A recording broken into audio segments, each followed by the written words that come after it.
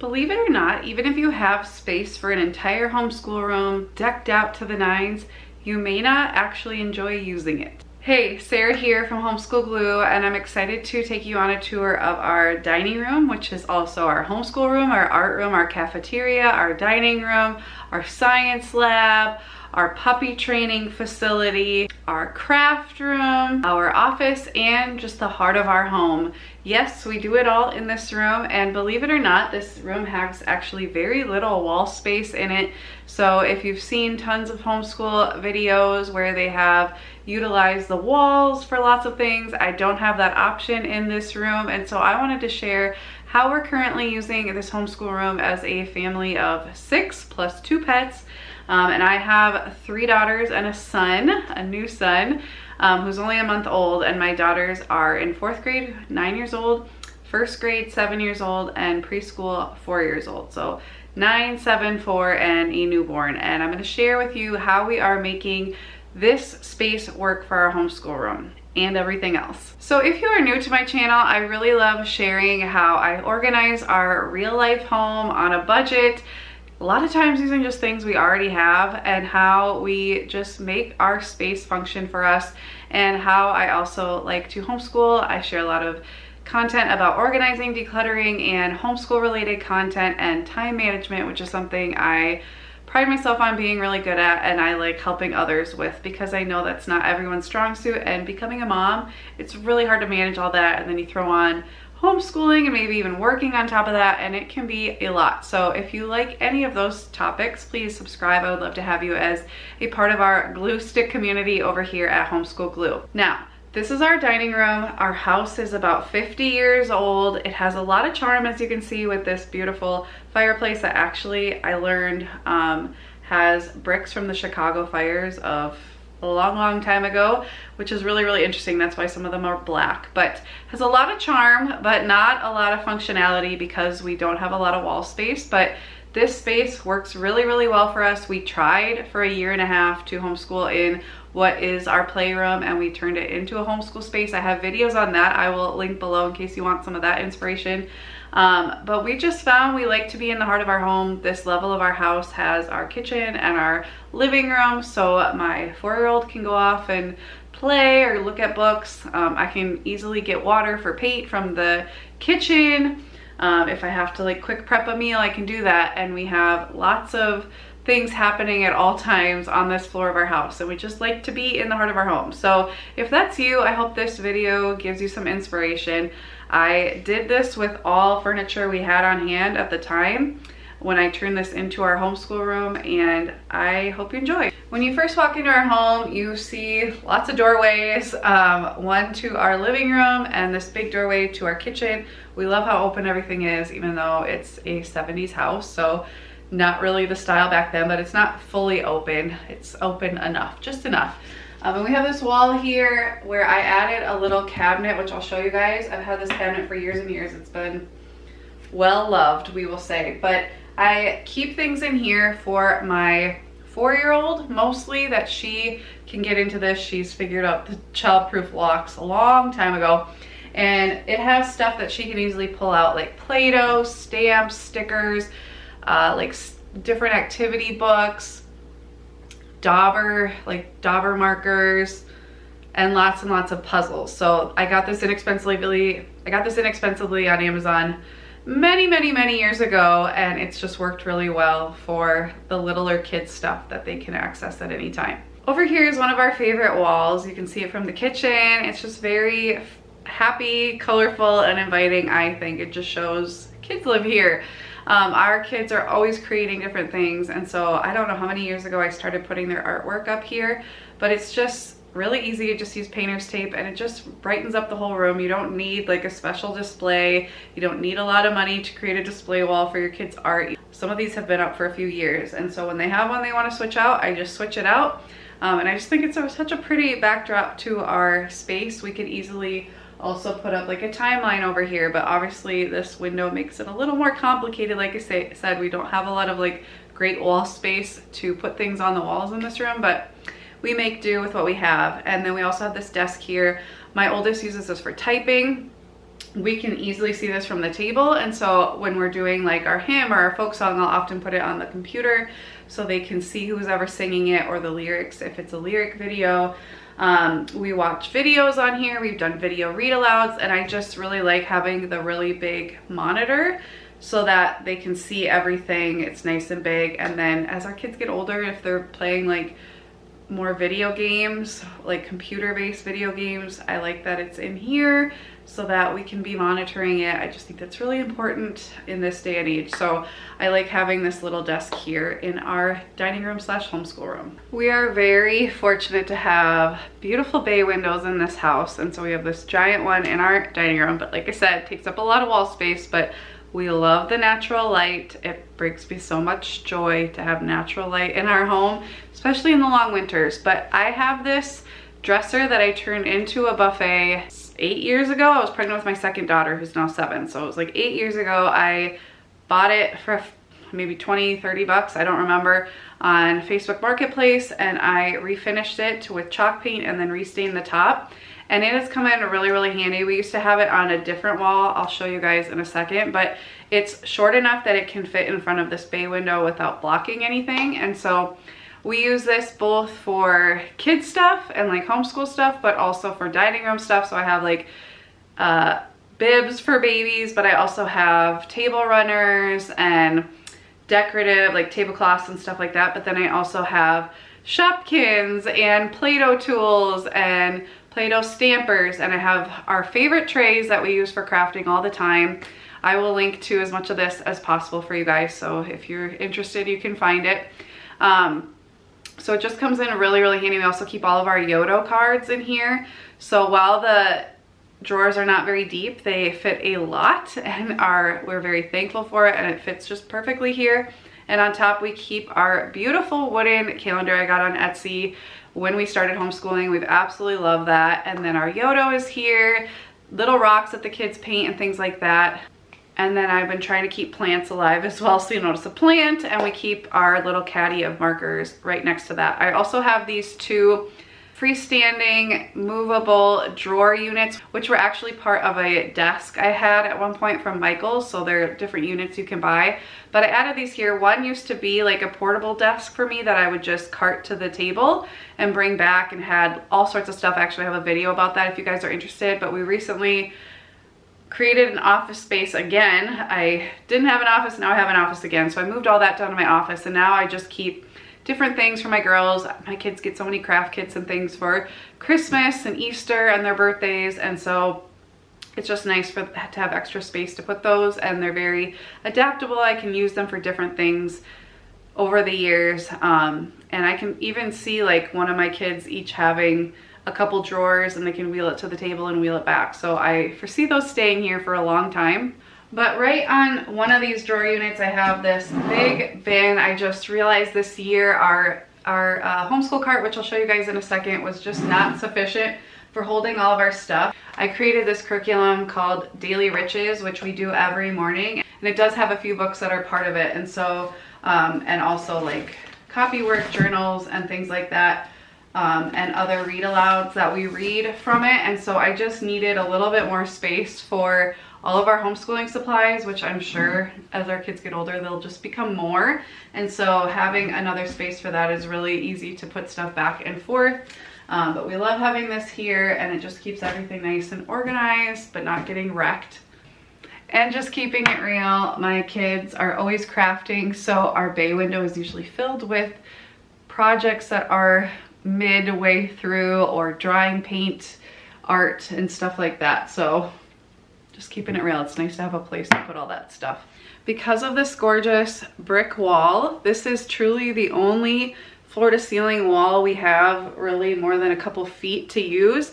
And I had these, my dad actually made these shelves many years ago. We love them, so we did have that little dresser over here, but we needed more space, and so we moved that under the window because it's shorter, and then we moved this bigger IKEA dresser that we just had in a different room. We moved it in here. It has really great sized drawers, lots of storage space, and so we've had this up here for a couple years. What I did on those top drawers, each girl, and eventually my son as well, will have, each has a drawer where they can put like their gel pens if they got their own gel pen set, or their slime if they got their own slime, or little craft kits that are just theirs, they can keep in their drawer. This keeps it contained and nobody's allowed to go in it but them, but it also keeps it so that they can only have so much in there, and then we have to go through every once in a while and declutter. And so it's just really nice to have a place that's kind of like each kid has their own space. If you have really crafty kids like I do, or if they each get their own of something, and you don't want to have to deal with the fighting over whose is whose and keeping track of it, just give them a bin or give them a drawer, some kind of space that's just theirs. It really helps. It's one of my favorite tips. And then all of the other drawers just have like manipulatives, puzzles, different kits and things, Polly Pockets, our microscope, stuff like that that we access very often, so we can get to all that. But then up top, it still looks like a dining room. I added these super sweet, I thrifted these last year. They are so cute. It's the different seasons. I just think they're so cute. And my dad cut this board down for me, and I painted it, and I hung up all of our plates so they have a spot now, which is great because it's actually hiding two different outlets that are back behind it. And then above we have like canisters for things and my milk glass collection, and then a bunch of cookbooks on top. But I also am able to keep our tracing boards and our different anatomy books that we can reference. And part of Daily Riches is we have picture study, and so there's an artwork book that comes with that. I'll have more information if you guys are interested in that curriculum or any of my other ones as well. I'll put in the description.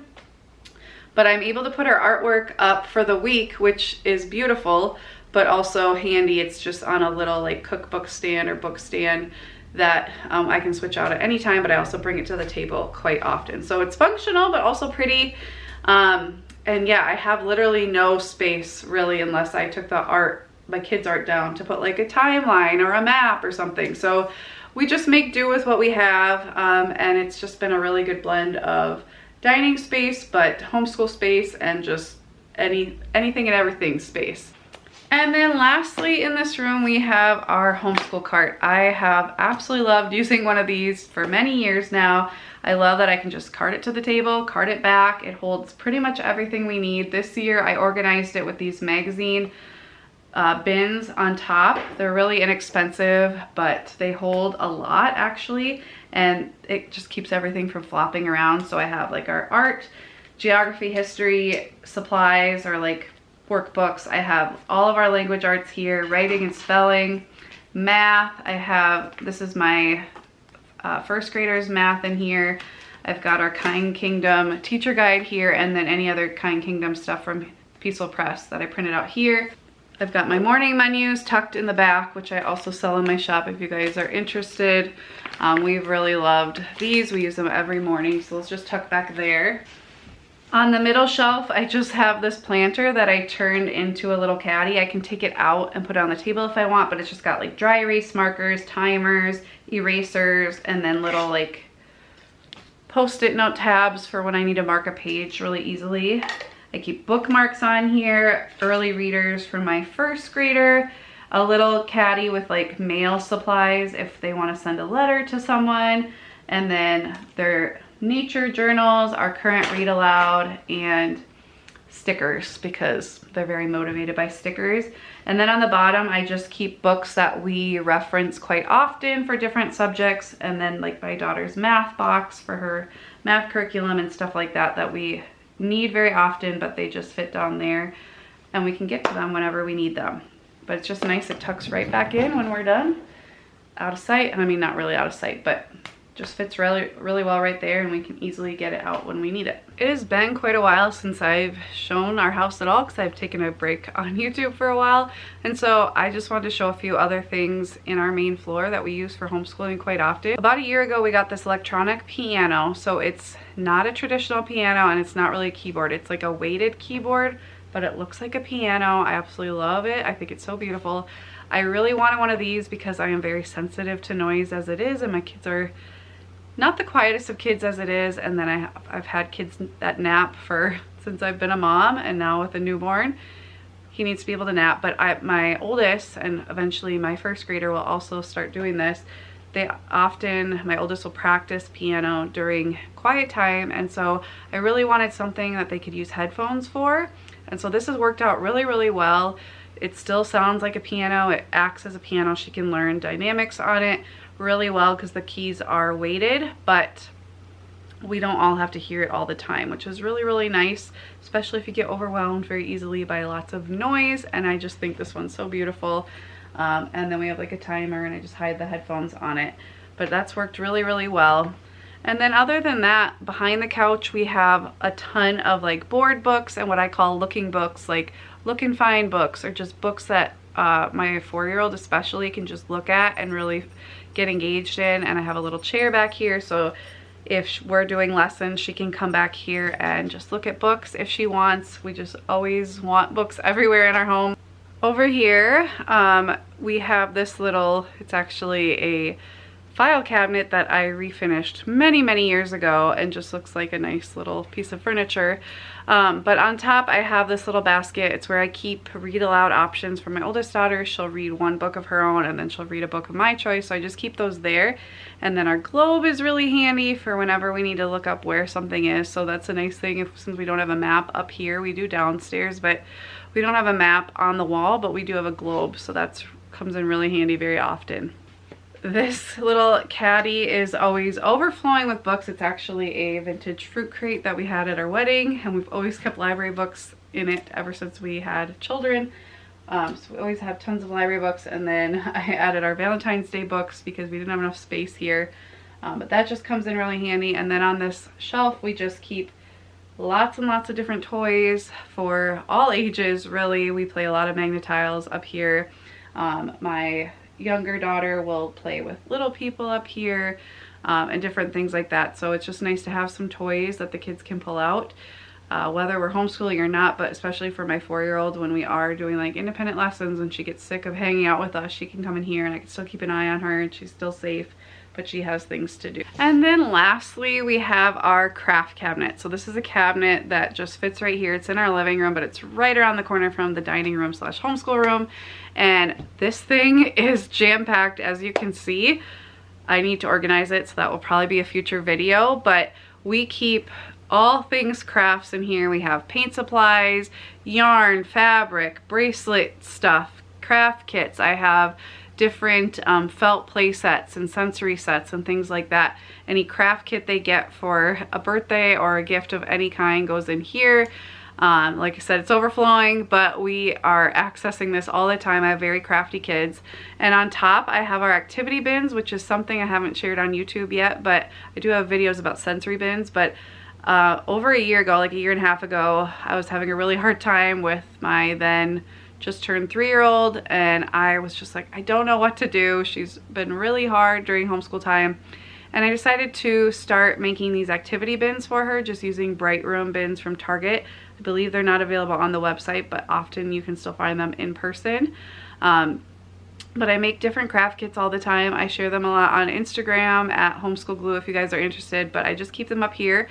I pull them out at homeschool time. They can pick one during read aloud time, and my 4-year-old can pick one, and it's just nice that they're out of sight, out of reach during other times, so they're very special. And reserved only for certain times, like if I need to make a phone call, if I'm making supper, sometimes I'll pull them out. But just special times when I need them to stay occupied, especially my 4-year-old, and give her something to do with her hands. So I have a mixture of like sensory bins, but also just like a puzzle dumped in there, or just random stuff put together that they can play with. I share these a lot on Instagram, so if you guys are interested, I will link that as well. Thank you guys so much for coming on a tour of our dining room / homeschool room. I would love to know where you do most of your homeschooling. We like to move it around the house when we can, but we are often just sitting here doing our lessons, having a good time together, and I just love how this space has worked for a few years now for our family, and we're always switching things out, but this has just remained a constant, and we really, really love it. Happy homeschooling. Thank you for watching. I'll see you next time. Bye.